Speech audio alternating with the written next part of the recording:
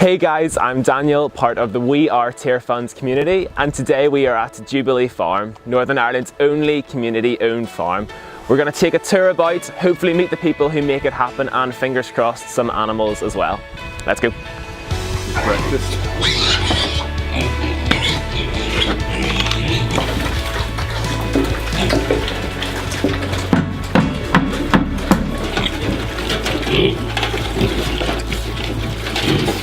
Hi Johnny, how are you doing? Can you tell us a bit about who you are and what is Jubilee Farm? So my name is Johnny Hansen, I'm 31 and I'm the Managing Director of Jubilee Farm.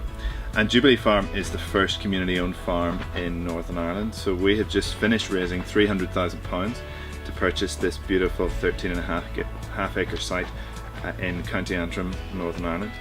And our vision at Jubilee Farm is to create a place where people and nature can flourish together. As Christians, we believe that God has called us to look after this wonderful world, but often when we talk about that in an abstract way, it's hard to understand how we put that into practice.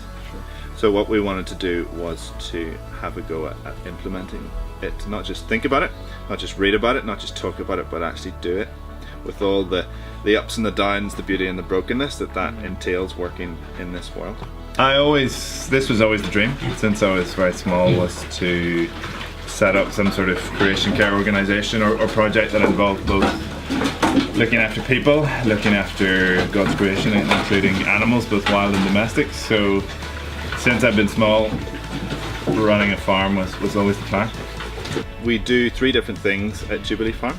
The first thing we do is community supported agriculture. So obviously, because we're a farm, we produce food, and we are certifying as organic because we want to look after our soil. We don't want to spray pesticides, which are bad for wildlife and biodiversity, but also not great for us. Sure. And organic farming and other forms of agroecology also mean that we treat animals like living things. They're not just commodities to be bought and sold. The second thing then is care farming.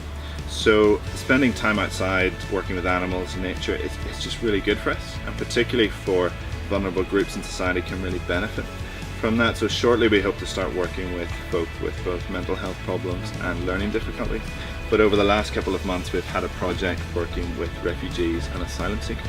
The third thing we do then is conservation education and engagement. So we educate and engage schools and volunteers and community groups. We have an internship program. In a few years we hope to have a glamping site as well, and it's about educating and informing and inspiring people by getting them either to come and visit the farm, or if they can't come and visit the farm, then we take the farm to them.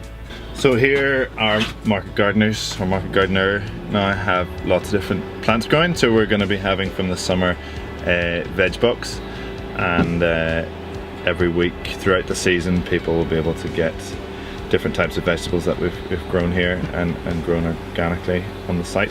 And we actually, with both the pigs and our vegetables and the other livestock, we practice what's called community supported agriculture.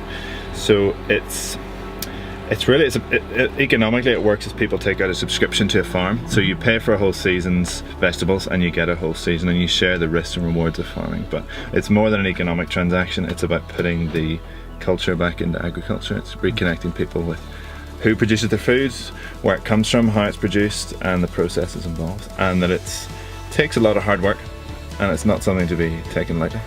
And as the world shrinks because of things like the internet and telecommunications and the economy, which is increasingly interlinked and global, then what we do, particularly in the global north, and how it affects those in poverty, particularly in the global south, is becoming clearer and clearer. Sure. And we see that most vividly, I think, with climate change and the climate chaos that has been caused by the West's overuse of fossil fuels over the last 150 years. There's no doubt they've been useful, but the evidence is there now that we need to stop using them, and we need to move to an economy and a society that is powered by renewable energy. We have a little bit of everything here. With beans, with aubergines, with cucumbers here, a real selection of all different things, and with even things like celeriac and fennel out in the polytunnel. And we're looking vegetables that we used to eat, and then because we've relied on supermarkets who basically choose our diet for us, we've kind of lost a great amount of food culture. So creation care, it's celebrating creation through the food that we eat, and that for us is really important.